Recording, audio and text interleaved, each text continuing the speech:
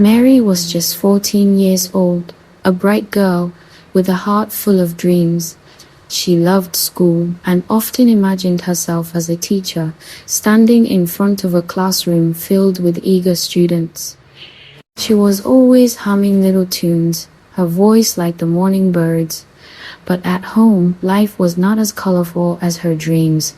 Her mother, Sarah, was always busy. From the crack of dawn, Sarah would be in the fields, then in the kitchen, and finally collapsing in bed late at night. Mary longed for her mother's attention, just a moment to talk and share her thoughts.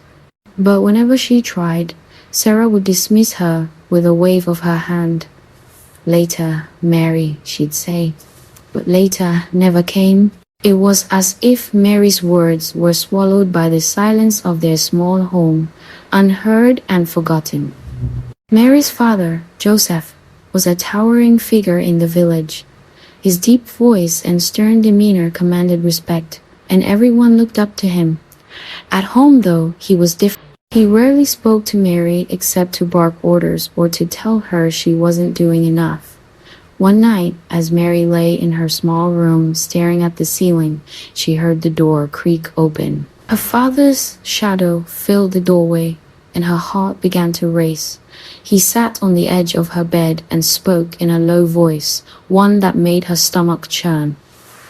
"You're a good girl, Mary," he said, his hand resting on hers. That night, and many nights after, Joseph visited her room. He did things that left her confused and hurting, things that she couldn't put into words. She wanted to scream, to run, but she was too afraid of him, afraid no one would believe her. Not long after, her cousin James came to live with them.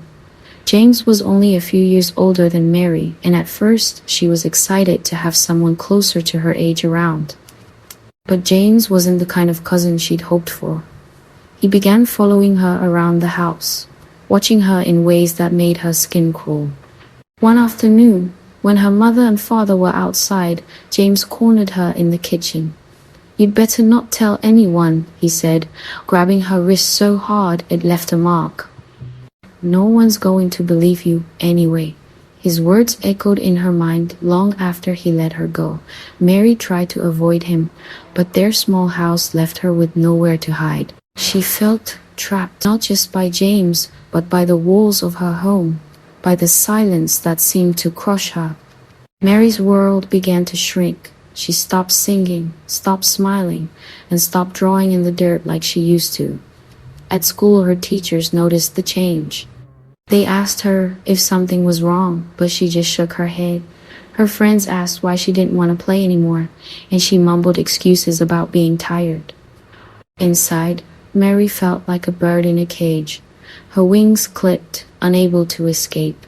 One evening, as her mother sat by the fire, Mary gathered all her courage.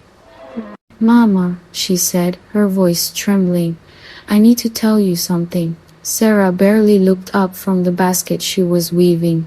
"What is it, Mary? I'm busy." Mary hesitated. It's about Papa and James." Sarah sighed. "Not now, Mary. Can't it wait?" Mary's chest felt heavy. She wanted to yell, to grab her mother and make her listen, but instead she nodded and walked away. That night she cried herself to sleep, her whispers of pain lost to the wind. The weight of her secret grew heavier with each passing day. Mary's body ached, and her heart felt like it was breaking. She stopped eating, barely slept, and spent most of her time staring out the small window in her room. One morning, when her mother came to wake her for school, Mary didn't move. "Mary?" Sarah called, shaking her gently. But Mary's body was cold, her face pale. Sarah screamed, her cries filling the house as she clutched Mary's lifeless body. "No, no, Mary, wake up, please." But Mary was gone. The village gathered outside their home, whispering and wondering what could have happened. "She was so young," they said. "She looked so sad lately," someone else added. The whispers grew louder, and soon the truth began to spread. One of Mary's friends remembered something she had once said in passing. "I'm scared of my dad. Another villager mentioned seeing James acting strangely around. As people pieced together the puzzle, the horrifying truth came to light. Joseph and James were confronted by the village elders. At first, they denied everything, but under pressure, their guilt became evident.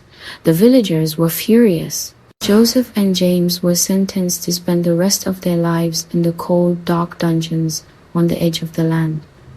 But no punishment could bring Mary back. No amount of justice could erase the pain that Sarah felt as she sat in Mary's empty room, staring at the little drawings her daughter had scratched into the walls. Birds, flowers, and suns filled the corners, small reminders of the bright spirit Mary once had.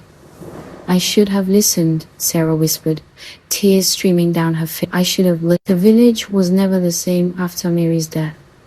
Parents began paying closer attention to their children, listening when they spoke, even when they were busy. Mothers made time to talk, to ask questions, and to hold their children close.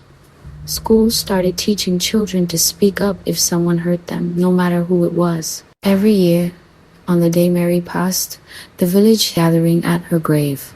They brought small bird-shaped carvings and hung them on the trees nearby. They called it Mary's Day, a time to remember the importance of listening to the quiet cries of children before it was too. Mary's story became a lesson for everyone, a reminder that even the smallest voices deserve to be heard, because sometimes those whispers hold the truth that can save a life.